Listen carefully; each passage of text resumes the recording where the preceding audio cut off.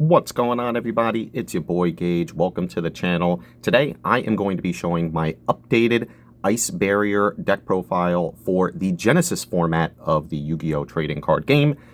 Recently they had a points adjustment that kind of changed a few things for the deck. It did mean that I wanted to be able to shift some things around just because there were some changes that did to a certain degree impact the deck. And I do think that I am feeling a lot better about the build overall. I got a lot of support from my last video showcasing this deck from the original points list, so thank you so much to all the people who watched that video, liked, commented. It really does mean a lot, and it encourages me to continue to post videos like this. So if you're fans of content like this, please remember to like, comment, and subscribe. And without further ado, I'm just going to go ahead and show the deck profile. So I'm going to go over it just a little bit quicker, just because I don't want the video to be too long. And I will be highlighting some of the changes from the previous build, just because I was able to use the adjusted points to kind of fix the deck in certain ways, as well as use some of the feedback that I got from the comments to kind of make the deck even more consistent. So obviously we're still playing 3 copies of Revealer. It is the best starter for the deck. You could go ahead and discard a card to special summon an Ice Barrier from the deck. And then of course you have the ability where if you already have a Revealer in the graveyard and you attempt to use the effect to discard and special, you can actually banish the Revealer from the graveyard to fulfill the condition of the discard, meaning that you don't lose out on any more card advantage. So Revealer just gets better over time, and it is obviously one of the best cards in the deck, so you definitely want to make sure that you're maxing out on 3 copies. We're also continuing to play 3 copies of Mirror Mage. This is just an incredible card. When it is sent to the graveyard, you could go ahead and add an Ice Barrier card from the deck to your hand. So that does include both the monsters as well as spells and traps. And it has the on-field effect where you could tribute 1 other effect monster to special summon up to 3 Ice Barrier tokens, and if you do, you increase this card's level by that number. So overall, just a very strong card. Not only does it increase the consistency of the deck, but it does also make it so that you can make some synchro plays to synchro climb into some of your more powerful synchro monsters. This does trigger off of the Revealer discard. We're also still continuing to play the Ice Jade, which also triggers this card. So there are just so many ways to be able to get this card into rotation and to abuse its effect. So that's why we do still want to be able to play it at 3 copies, even though in this format it doesn't really do much on its own. If you are playing this in modern format, because of the fact that you have access to things like Link monsters, you can actually still do the combo by normal summoning this and then going into something like an Almirage and then popping off from there. So unfortunately in Genesys format we don't have Link monsters, so it isn't as powerful of a starter on its own, but because there are so many cards that can facilitate its effect, and because there are still ways in which you can combo in conjunction with other cards such as Georgius, it's just still such a powerful card that you want to see in your opening hand, and of course in your deck. So yeah, 3 copies is still a must in my opinion. I'm also playing 3 copies of the aforementioned Georgius, just a very powerful card, level 6 tuner that says when you control another Ice Barrier monster, your opponent cannot activate the effects of monsters in the graveyard. So this is just fantastic because it is a floodgate effect that essentially shuts down your opponent's graveyard, because a lot of the times they're going to want to utilize monster effects in the graveyard, and Georgius's presence means that they're going to have to find a way to be able to out the Georgius in order to gain access to that. And a lot of the times that means they'll have to do things like sacrifice their battle phase, but the point being that this is a card that it does do a lot on its own, and it says if it is when this card is summoned, you could go ahead and well, first off, if you control an Ice Barrier, you could special summon it in defense position. But if it's normal or special summon, you could special summon 1 level 5 or lower Ice Barrier monster from your hand or your graveyard. So just really good at being able to be an extender itself and to continue to extend your plays, and has a really nice floodgate effect. So that is why you want to be able to see, I'm playing 3 copies of it, just because you really do want to see it, especially in a pure build like this. I'm also playing 3 copies of Hexa, so this is kind of the weaker starter of the deck, but it does still help to get things going, because it does say that you can, during the main phase, send a level 3 or lower Ice Barrier from the deck to your graveyard, and if you do, this card's level becomes the same as that monster's until the end of the turn. So a lot of the times you are just going to be using this to go ahead and send your Mirror Mage, and then it will become a level 3. But the main point being that you can send the Mirror Mage to then go ahead and continue to combo off. If you don't have the Georgius, you could go ahead and add that, so that you could special the Georgius, because now you control an Ice Barrier monster and go from there. If you already have the Georgius, you could go ahead and add something like the Speaker or even your spell card. So yeah, Hexa, even though it isn't as good as Revealer, it is still just really good at being able to get your cards in rotation and getting your combo started. So yeah, I personally like playing the 3 copies. You really always want to just make sure that you are playing as many copies of cards that can help to kind of get things going. And as I mentioned, we are playing Speaker for the Ice Barrier, just a really good extender. While you control another Ice Barrier, you could go ahead and special summon this card. And if you control an Ice Barrier monster, while this card is in the graveyard, you could go ahead and banish it from the grave to special summon an Ice Barrier token, which is really nice because that allows you to get additional extension to go into your synchro plays. A lot of the times, this helps to facilitate your Crocodragon combo. And if you have access to your Chengying, the banish effect means that you can make it so that your Chengying has the ability to banish cards that you're, from your opponent. So the Speaker is just really good at being an extender, as well as, making it so that you can make things like your Chengying live. So I really like the Speaker, so I played at 3 copies. Again, this is a pure build, so you want to max out on as many of the best engine pieces as you can. And of course, for the last kind of main deck Ice Barrier monster, we are playing General Ryo, just a house of a card that says when an effect resolves that was activated by your opponent's effect monster on the field, they can discard a card, and if they don't, that effect is negated. So essentially, it means if your opponent wants to use any monster effects on the field, they're going to have to discard a card for it, and that, that could be very detrimental.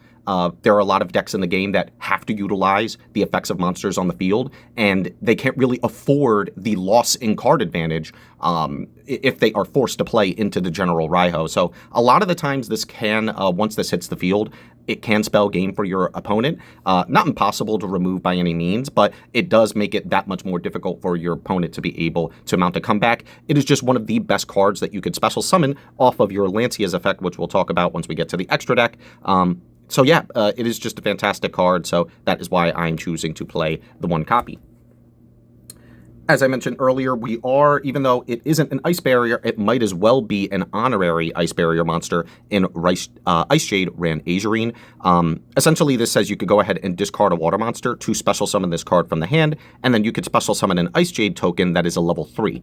So essentially, this becomes a 1.5 card Synchro 10, which is just fantastic because obviously this represents either your Chengying or your Lancia. And as I mentioned earlier, it does trigger your Mirror Mage to go ahead and search. So yeah, this is just a fantastic card. What I love about this deck is that it really can easily cheat its way into getting into powerful synchro monsters, and this card is one of the facilitators for that. So yeah, in my opinion, this is something that is mandatory, especially in a pure build. So we're also playing 3 copies of Medallion. This is pretty self-explanatory. It is the main searcher of the deck. It just simply adds an Ice Barrier monster from the deck to your hand.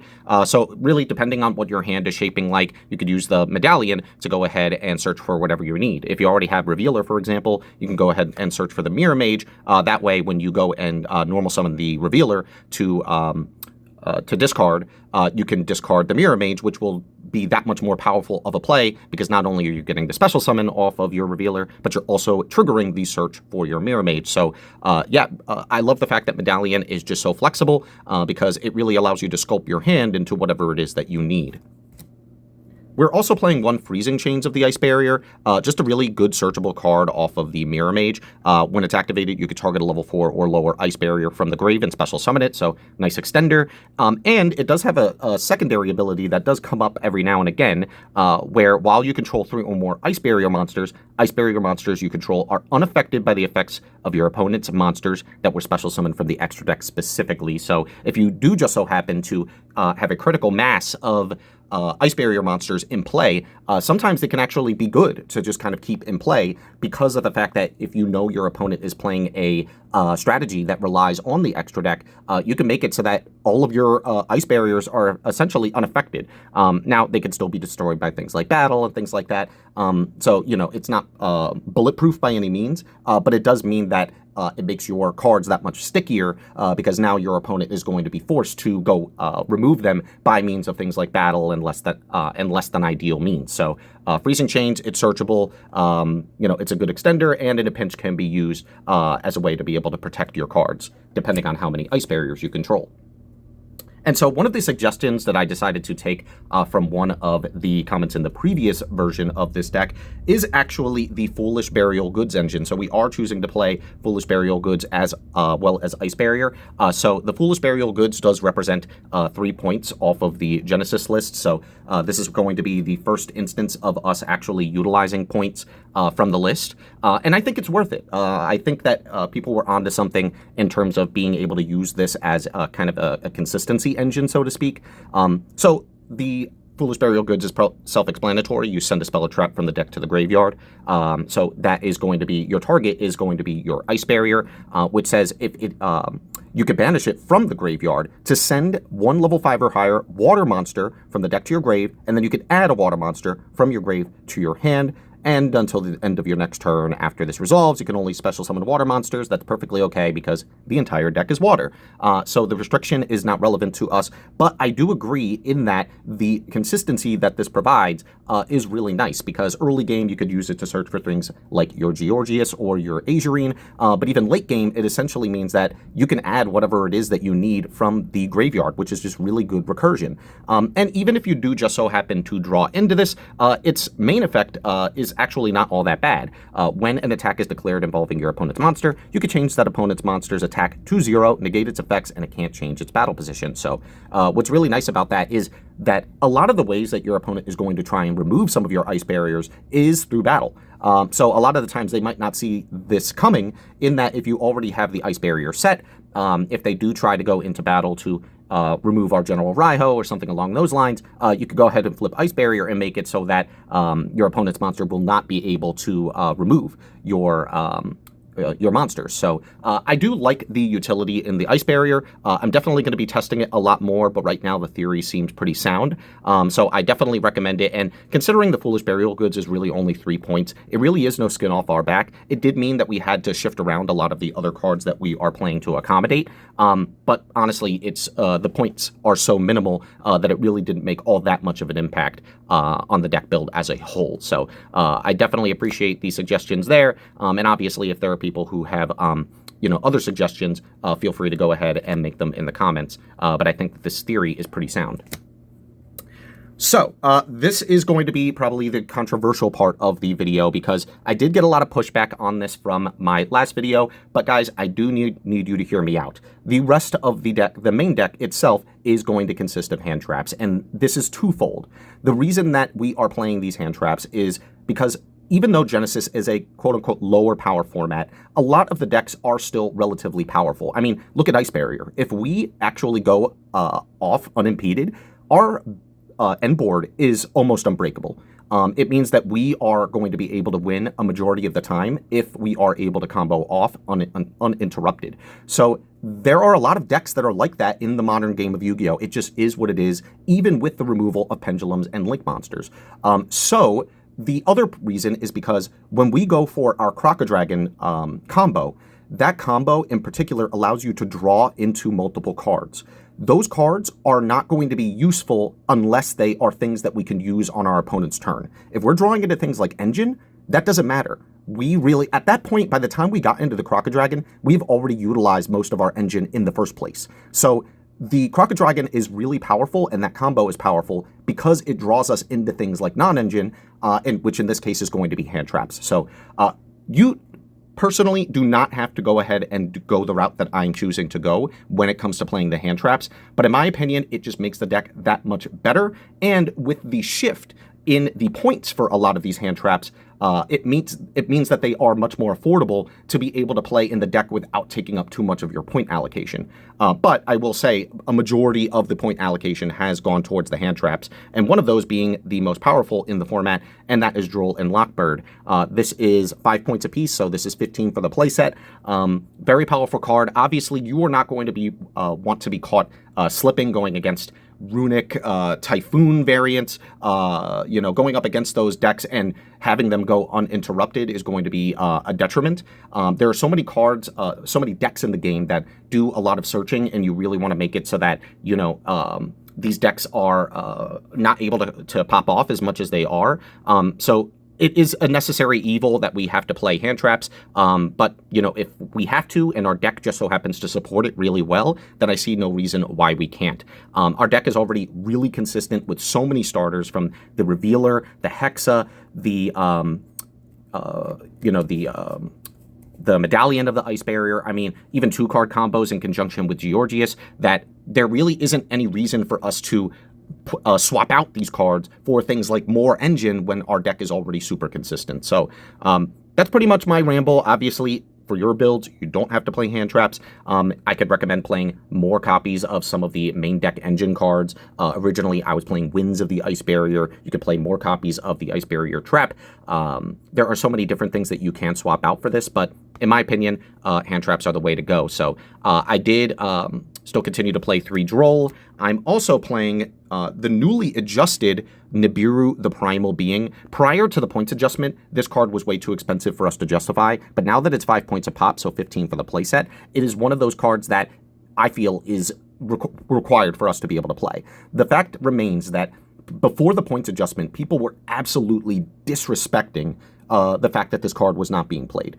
People were just special summoning like crazy with no thought whatsoever into actually playing around this card. So I'm personally a fan of the fact that this is in the format, and for the most part, we can actually play around that ourselves because we can go into Lancia before our 5th summon. So even if we get nibbed ourselves, the Lancia will be able to trigger to special summon Trish, which will banish a card from our opponent's hand. So the point being that the Nibiru is something that we are now playing ourselves, and because it is cheaper, it means that it fits really nicely in the deck. So 3 copies of Nib is really a fantastic inclusion to be able to play an Ice Barrier specifically. Again, you just really don't want your opponents to pop off too much, and so if you have Nibiru, it is just reassurance and insurance that you are not going to be completely blown out of the water, because the thing about Ice Barrier is that it can be fragile, and it can be very difficult to play going second into established boards. So Nibiru just makes it so that we are that much more likely to be able to mount a comeback if we do lose the die roll. So Nibiru, fantastic card. Definitely want to play it in this deck going forward. And I'm also choosing to play 3 copies of Ghost Bell and Haunted Mansion. Again, just a really solid hand trap to be able to play, to be able to draw off of the Crocodile. So this is something that I am choosing to play. There are 5 copies, 5 points apiece.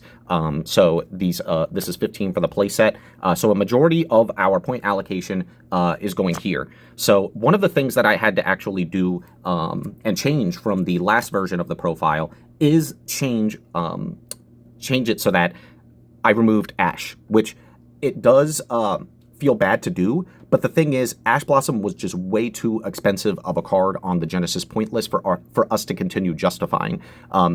The Ash Blossom is still 15 points a pop on the Genesys list, and so my thought process was, well, why would I play 3 copies of Ash at 45 points when I could play 3 copies of Droll, 3 Bell, and 3 Nib for the cost of 3 copies of Ash Blossom? So that's kind of what I thought in terms of how I was choosing to go about building this variant of the deck after making the points adjustment. And in my opinion, I like this more than playing the 3.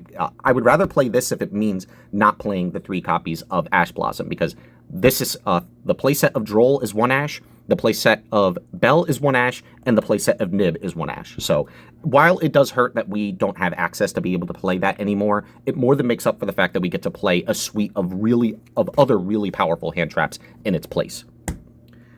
And so we are still continuing to play even more hand traps. We are playing Ghost Ogre and Snow Rabbit. This is 3 points on the Genesys list. So again, this is just really low in terms of a commitment to be able to slot into the deck. And for the last hand trap, we are choosing to play 3 copies of Ghost Mourner and Moonlit Chill, just to have access to effect negation for our opponent's special summon monsters. So guys, that is it for the main deck. Now to talk about the extra deck, where the final pieces and points from the Genesys list lie. So we're going to start off with 2 copies of Coral Dragon. This is one of the main ways that we are going to be able to continue to combo off because of the fact that it is a level 6 Synchro Tuner. It also does have a pretty decent effect where you can discard a card to target a card your opponent controls and destroy it. So if you do need access to a pop, Coral Dragon can represent removal. But a lot of the times you are just going to be synchro climbing with this. And when you do synchro with it, you can go ahead and draw a card. So I play 2 just in case if I do need to be able to go into the combo again to synchro climb even higher. I have access to do so in a grind game. For our Synchro 8s, we are still playing the White Whirl Whale for going second. When it's Synchro Summoned, you can destroy all of your opponent's attack position monsters, so that can be really good as a board wipe in a pinch. But we are still choosing to play the 1 copy of Dragite. As I mentioned in my previous build for the Genesys list, this is a card that is pseudo-necessary, just because you are not always going to be able to combo off, and sometimes the highest synchro that you can go into is your Synchro 8, where White Aura Whale is really good for being able to go second. There aren't a lot of really good water monsters that you can end that are Synchro 8, and so Dragite just so happens to be one of the best. A decent amount of our point allocation is going towards the Dragite, which on the Genesys list is currently 20 points. So the Dragite is just really good. It represents, it is nice to be able to know that if we get interrupted and we aren't able to go into our full combo, that we can, at the very bare minimum, go into a Dragite, which represents a negation. So yeah, this is just one of the cards where I felt it was necessary. It's come up enough in my playtesting to where if I am unable to do the full combo or I get interrupted in some way, shape, or form, I can at least end on a Dragite, which, paired with some hand traps in my hand, should still be more than enough to be able to win the game. So these are the 8s we're choosing to play. And of course, we are playing the reason to play the deck, and that is 2 copies of Lancia, Ancestral Dragon of the Ice Mountain. Just an incredible card, 3 insane effects, up to once per chain. If your opponent special summons a monster, you can go ahead and special summon an Ice Barrier anywhere from the deck. So a lot of the times my go-to is going to be immediately going into a Ryo, but you can also use it to go into a Georgius, which the Georgius will then be able to special summon to get something like a Mirror Mage that might be in the grave to act as follow-up later on. But the point being that Lancia being able to do that special summon up to twice means that if your opponent special summons, you can get the Raiho, and if they special summon again, you can go ahead and special Georgius, which are usually my 2 go-tos when special summoning off of its effect. So yeah, even though it's once per chain, assuming your opponent does end up special summoning, which it's modern Yu-Gi-Oh, they are going to be special summoning a lot. It means that you're going to get a lot of advantage off of this 1 card. And when they do special summon, you could choose to change the battle position.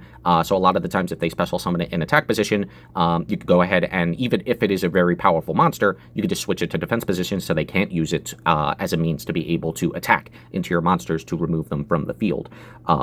The other main effect is that if it leaves the field because of an opponent's card, you can special summon 1 Ice Barrier Synchro monster from your extra deck, and it's treated as a Synchro Summon. So one of the main things, one of the main cards that we're going to be going into is obviously the OG Trishula Dragon of the Ice Barrier, because when it's Synchro Summoned, you could banish up to 1 card each from your opponent's hand, field, and graveyard, which is obviously fantastic. So as I mentioned earlier, if this just so happens to get nibbed, at the bare minimum, we get a consolation prize of going into the Trishula, which will allow us to banish the nib our opponent controls, as well as a card in their hand. So pretty nice that we have that flexibility in a deck like this. And if this card is being removed and it's being removed into an established board, I usually like to go for the Trishula Zero Dragon of the Ice Barrier, just because it has two really good effects. When it's synchro summoned, banish 3 cards your opponent controls. That is non-targeting, non-destruction removal, which can be absolutely backbreaking depending on the cards that you are choosing to hit. If we are able to stick if our opponent is able to remove a Lancia and we are able to stick this Trish and remove, banish 3 cards our opponent controls, sometimes that could just be game in on itself. But even if they do manage to destroy this, you can actually special summon a Trishula Dragon of the Ice Barrier from the extra deck or the graveyard, and its attack becomes 3,300. You half the attack of any face-up monsters your opponent controls and negate their effects. So if they destroy this, you get to float into a very powerful Trish and get the ability to weaken your opponent's monsters and negate their effects. So this is really the reason why you want to be able to play the deck. It is just Lancia is just such a custom card for Ice Barrier. The only downside being that Lancia itself, for whatever reason, is not considered an Ice Barrier. Maybe the deck would be really busted if he was, but like, let's be real, there are so many other decks in the game that are doing way crazier things, so even if it was an Ice Barrier, it really wouldn't be all that bad. But either way, it is still just an insane engine that we have access to, so you definitely have to consider playing the 2, especially as it might come up in the grind game. So for our other Synchro 10s, we are choosing to play the Ice Jade Azurine, as well as the Chengying. The Azurine is really nice just to make it that much more difficult for your opponent to remove your Lancia. On a quick effect, you can go ahead and make it so that face-up monsters cannot be banished or destroyed by your opponent's card effects for the entirety of the turn. And if you just so happen to chain this in resolution to your opponent's card, you could go ahead and banish that card. So it is really good at being protection as well as pseudo-interruption for your opponent, depending on how you time it. And the Chengying is also just really good as well. For each banished card, it gains attack and defense, and your opponent's monsters lose attack and defense for each banished card. And if it would be destroyed by card effect, you can banish a card from your grave instead, which will then trigger its effect if a card is banished, except for during the damage step. You can banish 1 card each from your opponent's field and graveyard. So it's one of those things where if your opponent tries to destroy this, you could go ahead and protect itself, trigger its banish, or even on your own turn, as I mentioned earlier, because of the fact that the speaker is able to banish itself if you control an Ice Barrier monster, it means that you can trigger the Chengying yourself to go ahead and banish a card from your opponent's field and graveyard. So just really amazing Synchro 10s that just so happen to be water monsters. So we really want the consistency of making sure that everything that we're able to go into is a water monster, because a lot of the times we are locked into waters. And of course, I've mentioned him many times throughout the profile, but Crocodragon is one of the best water monsters that we have access to in this deck. It gains 500 attack and defense for each card in the hand. If it is synchro summoned, you could draw cards equal to the number of non-tuners used for its synchro summon. So a lot of the times you're going to be using the tokens, as well the tokens that your Mirror Mage creates, as well as your Coral Dragon, to be able to synchro into the Crocodragon, which most of the time will mean that you will draw 4 cards. 1 card off of the Coral Dragon, as well as 3 off of the Crocodragon, which is just fantastic. A lot of the times you saw how many hand traps we're playing. You are going to be drawing into an incredible amount of hand traps. This, with a Lancia backed with a bunch of hand traps in your hand, is one of the it is one of the reasons why the deck is as powerful as it is, and why it is still just a powerhouse in Genesys format. So it also has the ability where you can quick effect, discard 2 cards, target a card on the field, and destroy it. So it's also another means of interruption that your opponent has to take into consideration. So even if you do end up drawing into more engine off of its effect, and you don't necessarily need those cards, you can just go ahead and discard them. Or if you end up drawing into hand traps and you realize that your opponent is playing a deck that maybe they aren't affected by the Bell, maybe they aren't affected by the Ogre, you could just go ahead and ditch them to get the pop effect for the Crocodragon. So the fact that this is part of the combo, relatively easy to get into, it is the reason that I like playing the deck, and I highly recommend that you consider it, especially in tandem with the hand trap version of the build.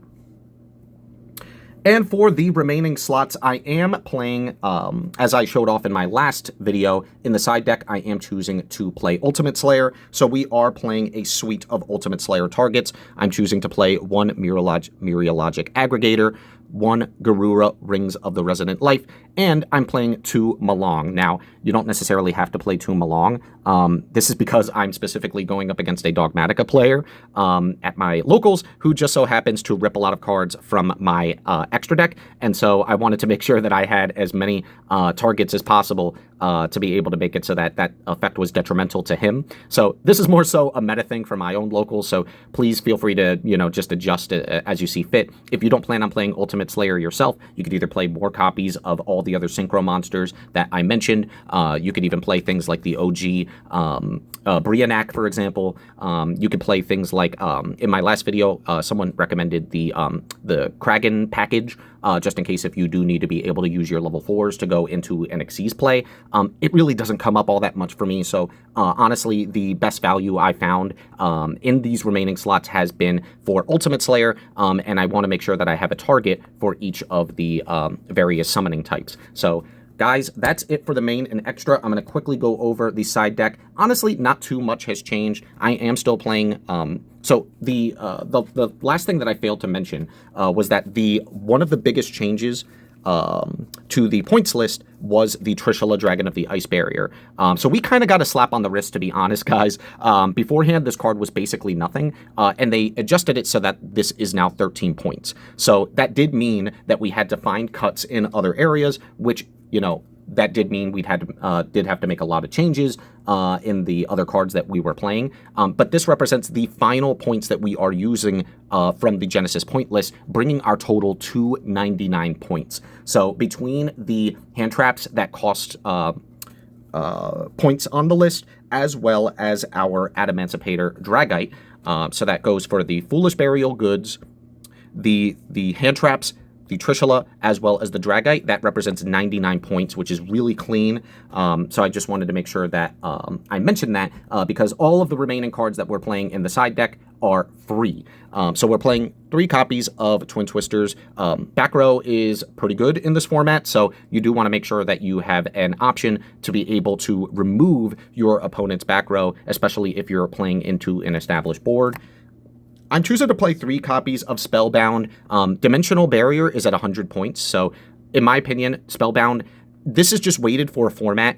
I've always seen the potential in this card, but it needed a format to shine, and Dimensional Barrier was always just a better option, right? But I do think that this, if you are going first and you side this in, this backed up with your board makes it so that it is almost impossible for your opponent to play, depending on the type of deck that they're playing. If they are, still choosing to play like an Onomat deck, for example, and they special summon a bunch of their monsters, before going into the Xyz play, you can use the Spellbound, and boom, they're locked out of using them for the material. So this card has a lot of potential, and that is why I am still choosing to play it in the side deck. Plus, it's free, so there's really no harm in being able to at least test it out.